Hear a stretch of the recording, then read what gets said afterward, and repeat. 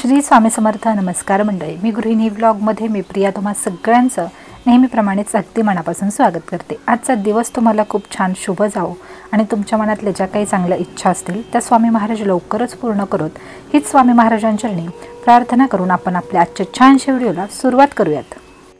पण तत्पूर्वी जर तुम्ही सुद्धा स्वामी भक्त असाल, तुम्हाला सुद्धा स्वामींचे व्हिडिओ पाहायला ऐकायला आवडत असतील तर नक्कीच तुम्ही आपल्या या चॅनलला सबस्क्राईब करू शकता. कारण या चॅनलवरती मी सगळे स्वामी महाराजांचे व्हिडिओ वेळोवेळी अपलोड करत असते. त्याचबरोबर माझे अनुभव आलेले सुद्धा तुम्हा सगळ्यांशी मी शेअर करत असते. आणि आजचा हा जो व्हिडिओ आहे हा थोडा जरी तुम्हाला आवडला तरीसुद्धा मग एक लाईक करा आणि कमेंटमध्ये श्री स्वामी समर्थ लिहायला विसरू नका. त्याचबरोबर आपल्या चॅनलला देखील सबस्क्राईब करा. आपला हा व्हिडिओ तुमच्या मित्रमैत्रिणींशी देखील तुम्ही शेअर करू शकता. तर मंडळी, आपल्या आजच्या व्हिडिओचा विषय खूप साधा आणि सोपा आहे. आता जे कोणी नवीन स्वामी सेवेकरी आहेत त्यांनी कशा प्रकारे स्वामींची सेवा केली तर लवकर त्यांना स्वामी प्रसन्न होतील अशी सेवा आजच्या व्हिडिओमध्ये सांगणार आहे. जर तुम्ही सुद्धा नवीन स्वामी सेवेकरी असाल, तुम्हाला सुद्धा स्वामींची सेवा करण्याची ओढ असेल किंवा आवड असेल किंवा तुमचा स्वामींवरती थोडाफार तरी विश्वास आणि श्रद्धा असेल तर अशा प्रकारे जर मी तुम्हाला सांगते तशा प्रकारे तुम्ही जर स्वामींची सेवा केली, जी की मी पहिल्यापासून करत आहे, तर तशी जर सेवा तुम्ही केली तर नक्कीच तुम्हाला स्वामींचे अनुभव आल्याशिवाय राहणार नाही. त्याचबरोबर कुठलंही संकट तुमच्यावरती येऊ स्वामी त्यातून तुम्हाला 100% बाहेर काढतील इतका विश्वास या सेवेमुळे तुमच्या मनामध्ये निर्माण होत असतो. तर कशा प्रकारे आपण स्वामींची सेवा करायची किंवा नवीन जर सेवेकरी तुम्ही असाल तर रोजची सेवा कशी करायची किंवा जर अगदीच रोजच तुम्हाला स्वामींची सेवा करायला मिळाली नाही तर विशेष करून गुरुवारी स्वामींची कुठली सेवा करायची हेच आजच्या व्हिडिओमध्ये मी तुम्हाला सांगणार आहे. त्यामुळे आजचा जो हा व्हिडिओ आहे तो तुम्ही स्किप न करता संपूर्ण पहा. तर आता तुम्ही नवीन स्वामी सेवेकरी असाल, तुम्हाला कोणी कशा प्रकारे सांगत असेल की ही सेवा करा किंवा ती सेवा करा, मी अगदी सोप्या पद्धतीच्या स्वामींच्या सेवा तुम्हाला सांगणार आहे.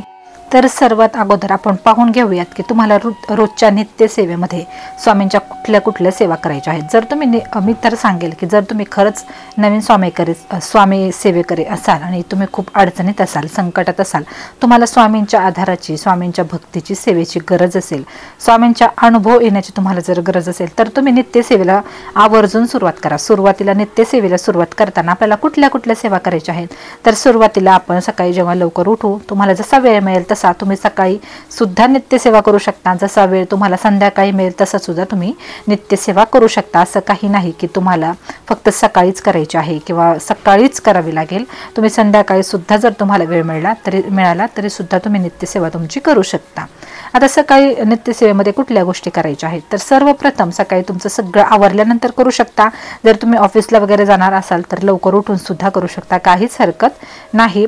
तर सकाळच्या स्वामी सेवेमध्ये आपल्याला स्वामीचरित्र सारामृत जे आहे त्याचे 3 अध्याय वाचायचे आहेत. पण त्या अगोदर आपल्याला किमान जास्तीत जास्त 11 माळी स्वामी समर्थ नामाचा जप आणि किमान 1 माळ स्वामी समर्थ नामाचा जप करायचा आहे. आपल्याला 11 वेळा न चुकता दररोज नित्यसेवेमध्ये 11 वेळा तारक मंत्र म्हणायचा आहे. आणि त्यानंतर स्वामीचरित्र सारामृत या पुस्तकातील रोज 3 अध्याय वाचायचे आहेत. म्हणजे आज 3 वाचायचे, त्याच्या पुढचे उद्या 3 वाचायचे, म्हणजे 3 वाचल्यानंतर 5, 4, 5, 6 दुसऱ्या दिवशी असं कंटिन्यू तुम्हाला वाचायचं आहे. रोज 3 अध्याय तुमचे पाळीचे दिवस वगळतात. स्त्रियांच्या बाबतीत सांगायचं झालं तर मग ते 4 दिवस स्किप करायचे आणि पुन्हा सुरुवात करायची. जिथपर्यंत तुमचं वाचन चालू आहे तिथून पुढे तुम्ही कंटिन्यू करू शकता. तर अशा नित्यसेवेमध्ये आपल्याला रोजच्या या 3च सेवा करायच्या आहेत आणि याच 3 सेवा तुम्हाला स्वामींच्या अगदी जवळ घेऊन जातील. एवढा विश्वास निर्माण करतात ना या 3 सेवा आपल्या मनामध्ये स्वामींविषयी की कुठलंही आणि कितीही मोठं संकट आलं तरी सुद्धा आपल्याला 100% विश्वास वाटतो की नाही, आता स्वामी सगळं पाहून घेत आहेत आणि स्वामी सगळ्यातून मला नक्की बाहेर काढतील. कारण हा माझा स्वतःचा अनुभव आहे. इतकं आपण निर्भय होतो, इतकं आपल्याला निशंक आणि निर्भय होतो.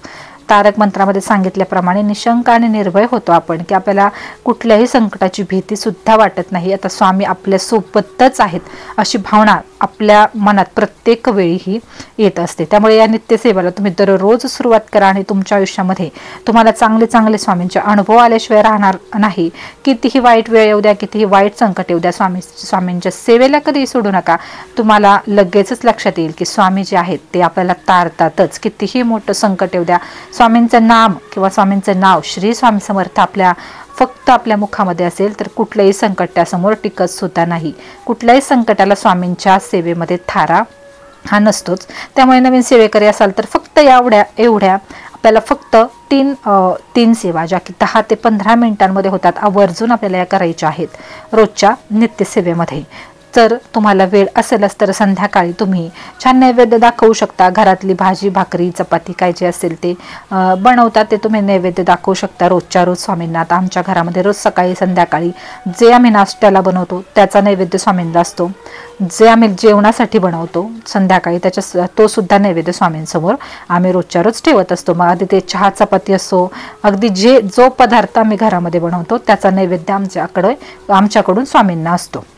आणि तुम्ही अशा प्रकारे नैवेद्य दाखवू शकता। स्वामींची आरती जर शक्य असेल तर रोजच्या रोज तुमच्या घरामध्ये आरती झाली तर शक्यतो संकट आपल्याला स्पर्श सुद्धा करत नाही। ज्या घरामध्ये स्वामींच्या आरत्या होतात ना, कुठलीही इच्छा किंवा कशाची कमी त्या घरामध्ये राहत नाही, कुठली इच्छा सुद्धा अपूर्ण राहत नाही, अगदी सगळ्या गोष्टी आपल्या मनासारख्या होत असतात। आता कसं होतं की आपण असं बऱ्याचदा म्हणतो की आता मी स्वामी सेवा करायला सुरुवात केली आणि एवढे प्रॉब्लेम यायला लागले, तर हे प्रत्येक व्यक्तीला माहीत आहे की स्वामी आपल्या जे कर्माचे भोग आहेत हे भोगवून संपवण्यासाठी आपल्या आयुष्यामध्ये संकट टाकत असतात। ते आपले कर्माचे भोग असतात, ते संपल्यानंतर मग एक चांगला काळ आपला सुरू होत असतो। त्यामुळे संकट आले तर डगमगू नका, संकटांना घाबरू नका। स्वामींच्या सेवेला सोबत घेऊन संकटांना सामोरं जा। तुम्ही पहा संकट असे तुमच्या साईडने जातील, तुम्हाला त्याचा स्पर्श सुद्धा होणार नाही। तर नित्यसेवेमध्ये अशा प्रकारे तुम्ही सेवा करू शकता। आता जे असे नवीन स्वामीकरी आहेत की ज्यांना रोजची नित्यसेवा करता येणार नसेल तर त्यांनी मग गुरुवारी कुठली सेवा करायची, तर जी मी स्वतः करते, प्रत्येक गुरुवारी मी करते। जर एखाद्या वेळेस मला बरं नसेल किंवा मग मासिक पाळीचा काही प्रॉब्लेम आला तर मग फक्त तो गुरुवार चुकतो, किंवा एखाद्या वेळी मला कुठे बाहेर जावं लागलं तर तो गुरुवार चुकतो। पण प्रत्येक गुरुवारी माझ्याकडून सेवा ही करण्याचा मी प्रयत्न करत असते, ती म्हणजे स्वामी चरित्र सारामृताचं 1 दिवसीय पारायण मी माझ्या घरामध्ये करतच असते। आणि त्याचे एवढे छान रिझल्ट आहेत आणि त्याचे अनुभव सुद्धा मला आलेले आहेत, हे मी बऱ्याचदा व्हिडिओमध्ये देखील शेअर केलेलं आहे। त्यामुळे ज्यांना आपली रोजची नित्यसेवा करता येत नसेल स्वामींची, रोजच्या रोज तुम्ही स्वामींचं येता जाता बसता उठता नामस्मरण करू शकता। रात्री झोपताना आवर्जून एक वेळ तारक मंत्र म्हणूनच झोपा। जी काही संकट तुमच्या आयुष्यामध्ये येणार आहेत त्यामुळे त्या तारक मंत्राच्या प्रभावाने ते टळून जाणार आहेत। त्यामुळे न चुकता एक माळी जप रात्री झोपताना आणि तारक मंत्र एक वेळा तरी म्हणा, आणि गुरुवारी आवर्जून स्वामीचरित्र सारामृताचं 1 दिवसीय पारायण करा। आता स्वामीचरित्र सारामृताचं पारायण कसं करायचं हे सुद्धा व्हिडिओमध्ये मी एक दोन व्हिडिओ आपले आहेत चॅनलवरती जाऊन तुम्ही पाहू शकता, किंवा इतरही ठिकाणी तुम्हाला मिळून जातील। सोपं आहे, इतकं काही अवघड नाही। फक्त स्वामी सेवेकरी तुम्ही असाल, नवीन स्वामी सेवेकरी असाल तर एकच अट आहे, या सेवा तुम्ही करत असाल त्या पिरियडमध्ये तुम्ही नॉनव्हेज खाऊ नाही किंवा नॉनव्हेज खाता कामा नये। ज्या दिवशी तुम्ही नॉनव्हेज खाल किंवा ज्या दिवशी तुमच्या घरामध्ये बनणार असेल त्या दिवशी तुम्ही सेवा करू नका, अन्यथा मग त्या सेवेचा काहीही उपयोग होणार नाही। फक्त बाकी कुठल्याही अटी नाही आहेत स्वामी सेवेला, फक्त मांसाहार हा तुम्हाला टाळायचाच आहे। कशाही प्रकारचा मांसाहार तुमच्या घरात बनता कामा नये, तुम्ही खाता कामा नये। त्याचबरोबर अजून एक महत्त्वाची गोष्ट म्हणजे आता स्वामी सेवा करताय दुसरे कुठलेही नियम नाहीत, फक्त मांसाहार तुम्हाला पाळायचा आहे की अजिबात तो म्हणजे आपल्या आहारात मांस आलं नाही पाहिजे। जर तुम्ही ज्या दिवशी बनवत असाल त्या दिवशी तुम्ही नित्यसेवा स्किप करा। आणि गुरुवारी तुम्ही पारायण तर करणार आहात, गुरुवारी शक्यतो 90% जे लोक आहेत ते नॉनव्हेज खात नाहीत, त्यामुळे काहीच हरकत नाही। गुरुवारी छान पारायण करायचं 1 दिवसीय, संध्याकाळी छान सागर संगीत नैवेद्य स्वामींना दाखवायचा, आरती वगैरे करायची। आणि अशा प्रकारे तुम्ही नित्यसेवेला आणि स्वामींच्या प्रत्येक गुरुवारच्या सेवेला सुरुवात केल्यानंतर अगदी महिन्याभरामध्ये तुम्हाला तुमच्या घरातलं वातावरण पूर्ण बदललेलं दिसणार आहे। जे काही घरामध्ये तुमच्या भांडणं तंट कटकटी वाद कलह मुलांचा हट्टीपणा असेल, पैशांच्या अडचणी असतील, प्रॉब्लेम असतील, काही व्यवसाय असो, नोकरी संबंधी काही प्रॉब्लेम असो, कुठलेही प्रॉब्लेम असो, एखाद्या आजारासंबंधी काही प्रॉब्लेम असो, तुम्हाला हळूहळू हे सगळे कमी झालेले दिसणार आहेत। सगळ्या गोष्टी अगदी जागच्या जागी जिथल्या तिथे होतात। आता काही प्रॉब्लेम हे आपले नशिबाचे कर्माचे भोग असतात, ते आपल्याला भोगायचेच असतात। पण एकदा का आपण स्वामींचा हात पकडला ना तर खरं सांगते की स्वामी नाही आपल्याला कुठल्याही गोष्टीमध्ये एकटे सोडत। आता ज्यांचा स्वामींवरती विश्वास आहे त्यांना इतकं कळकळीने सांगण्याची गरज नाही, इतकं स्वामी भरभरून देतात ना की आपली ओंजळ आपली जोळी त्यासाठी झोळी कमी पडत असते। त्यामुळे जर तुम्ही नवीन स्वामीकरी झालेले असाल, तुम्हाला स्वामी सेवा कशी करायची माहिती नसेल, काही नियम अटी आहेत का हे माहिती नसेल, तर तुम्हाला मी हे सांगितलेलंच आहे आजच्या व्हिडिओमध्ये, त्यामुळे तुम्हाला समजेलच। आणि अशा प्रकारची स्वामी सेवा सुरू केल्यानंतर तुमच्या आयुष्यामध्ये बदल जे होणार आहेत ते सुद्धा तुम्ही तुमच्या डोळ्याने पाहणार आहात। तर मंडळी, आजचा हा व्हिडिओ जर तुम्हाला थोडा तरी आवडला असेल तर व्हिडिओला एक छान लाईक करा, कमेंटमध्ये श्री स्वामी समर्थ लिहायला विसरू नका। त्याचबरोबर आपल्या चॅनलला देखील सबस्क्राईब करा। तुमच्या मित्रमैत्रिणींना सुद्धा तुम्ही आपले व्हिडिओ शेअर करू शकता। तर चला पुन्हा भेटूयात अशाच एका छानशा व्हिडिओसोबत। तोपर्यंत सगळ्यांना श्री स्वामी समर्थ।